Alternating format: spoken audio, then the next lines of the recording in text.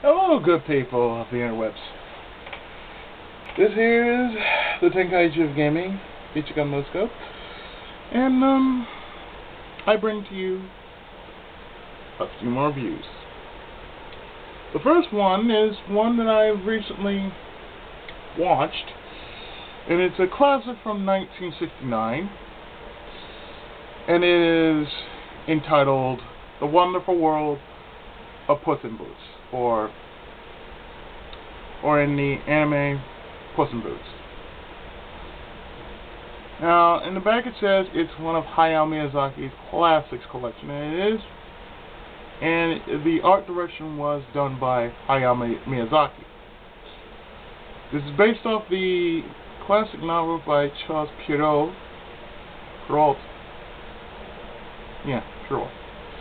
Charles Perrault, and really, this is one of the finest anime musicals I've ever seen. Now, normally I do not watch musicals, but this is something a little fun, a little enjoyable. And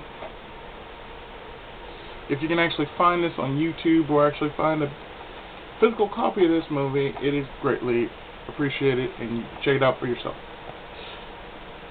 Now, what the movie's about is it's about Pero, a sword-wielding musketeer cat who is a traitor to his own kind because he saved a mouse.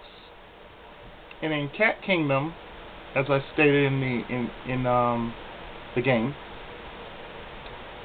you are branded a traitor because if you save a mouse, you're branded a traitor.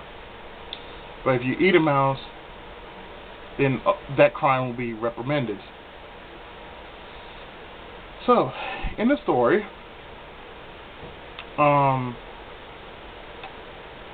Pero is on the run from 3 cat assassins that are after him because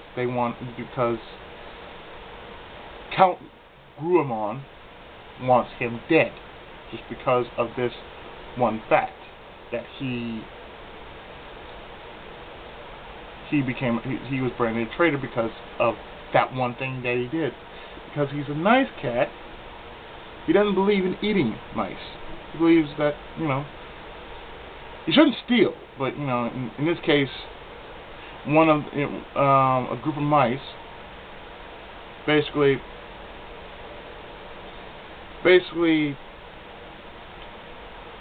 was on the run. They were stealing something, and Pero just said, would you like to? You don't want to do this. That's what I'm gathering. He basically just talked them out of stealing.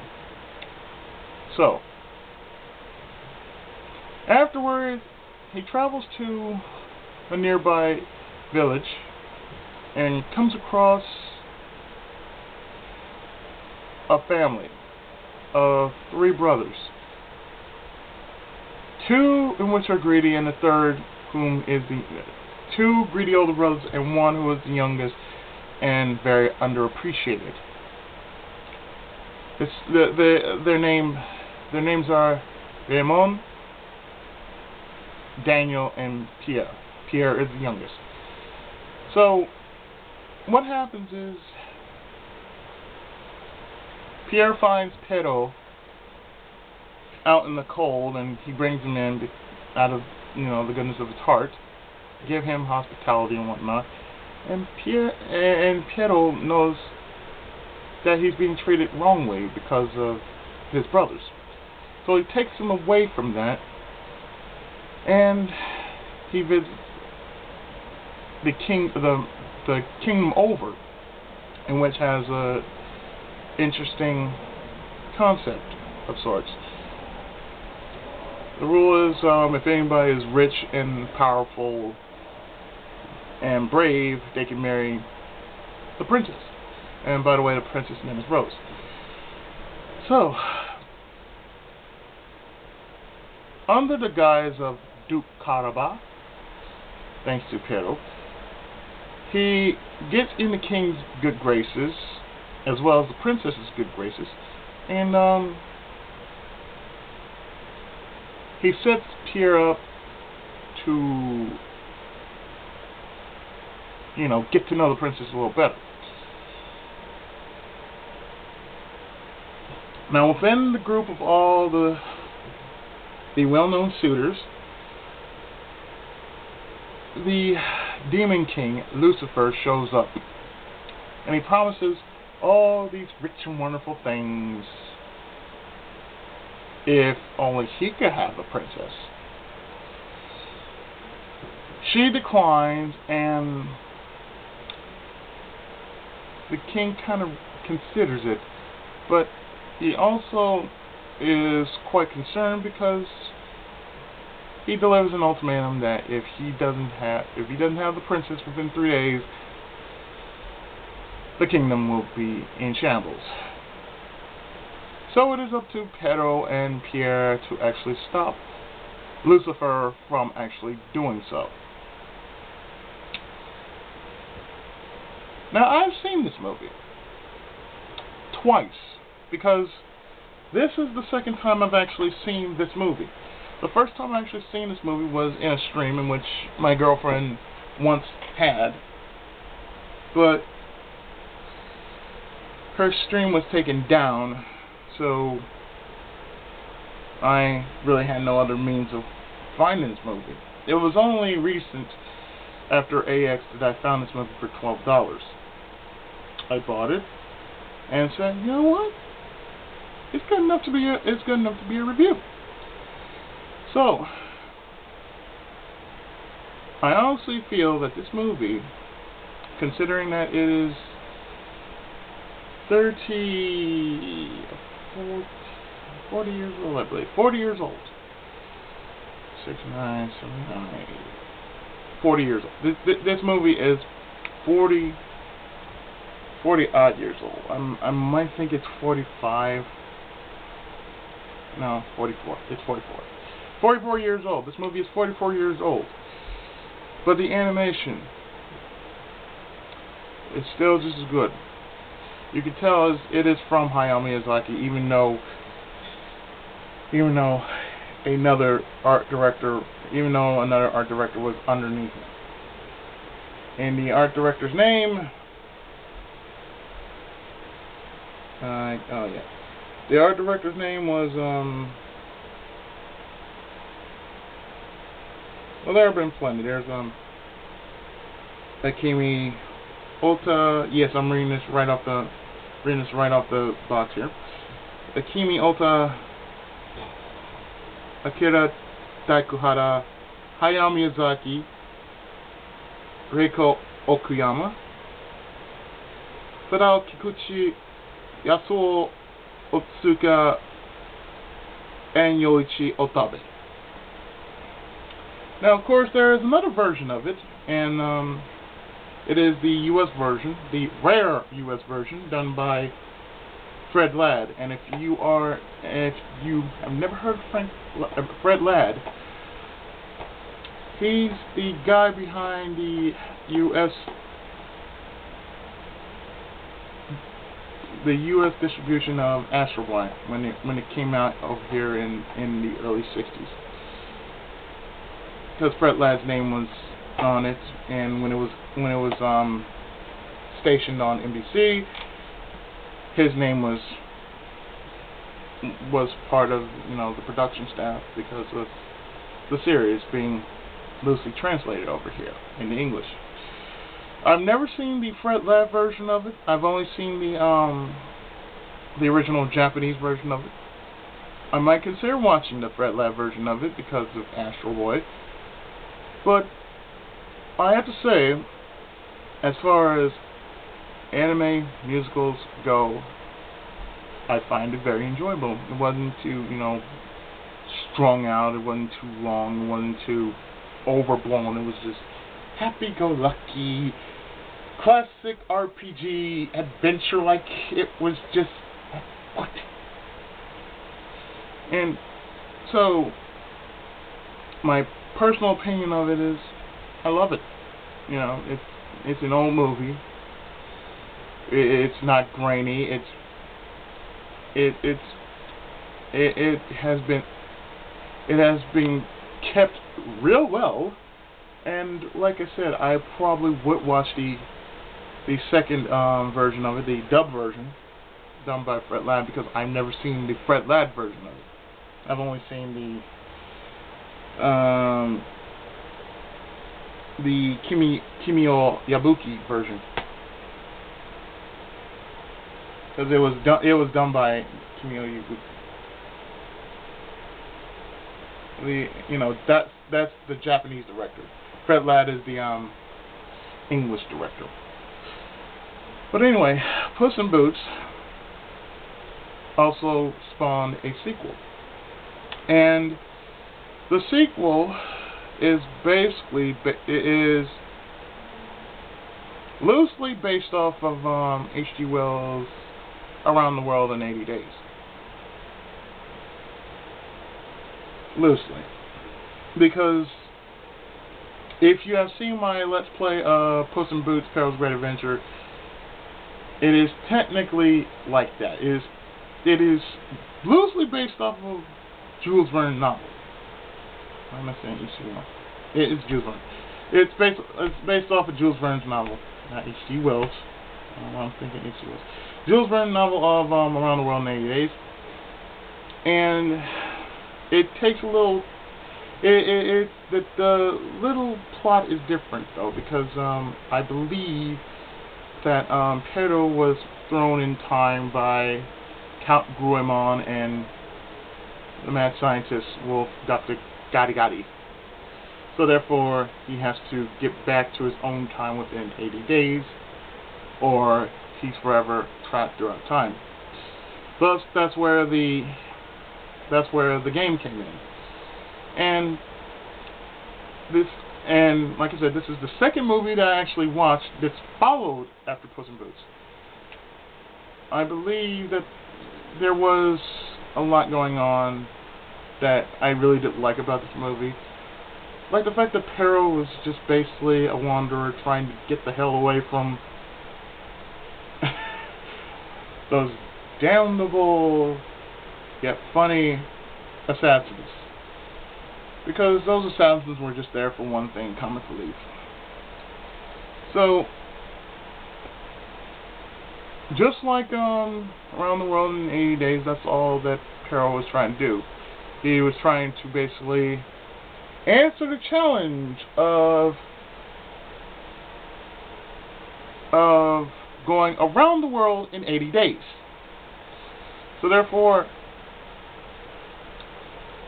going by the story, he actually took the dare, and if he won, then I believe it was an orphanage.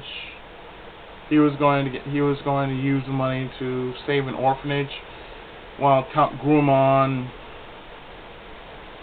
was going to use the money for his own end. I believe money was used in this whole affair. But if you know the story, Perro takes the role of Phineas Fogg. So therefore, he takes the challenge of going around the world in 80 days, all the while trying to evade capture from the assassins from the first movie. And all I have to say is, this movie was also well done, just like the first movie. And considering that I've actually played the game based off the second movie, that's pretty good. I kind of wish there was a game prior to that would have been like the game adaptation of the first movie. But apparently the only thing I found from the first movie was I believe London's Boss or Arabia's Boss. I believe it's London's Boss, in which you do fight Lucifer from the first movie. So there has been like a little bit of both in one game, a little bit of the first movie in one game, while staying centered in the second movie.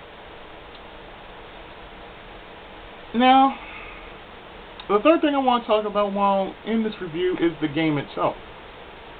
The game itself was developed by Electro Brain in 1990, based off of the anime of the same title, Puss N Boots. And of course, you take control of Pero as you are actually going from various destinations, from the Old West to Arabia, and I'm not doing this in order. From the West to Arabia to London to Space Wars. Yes, there was a level called Space Wars, in which you're just flying around in a hot air balloon or a plane. And your end destination was New York. So technically all you had to do was basically navigate yourself carefully through the various stages that led to the final showdown between Pero versus the combined force of Count Gruamon and Dr. Gadigadi. And after that, once you've beaten both of them, that was it. Game over. I find it fun and very easy. It's a good sit down for, like, if you're good enough, 20-25 minutes. Yeah, I mean, if you're fast enough, it could take you 20 minutes or less. For me, it took me 26 minutes.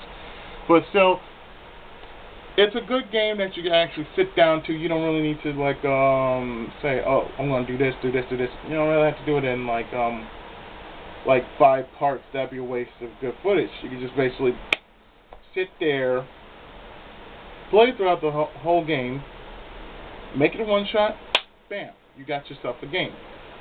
And that's what I did. The game itself was a good challenge, for an NES title back in its day.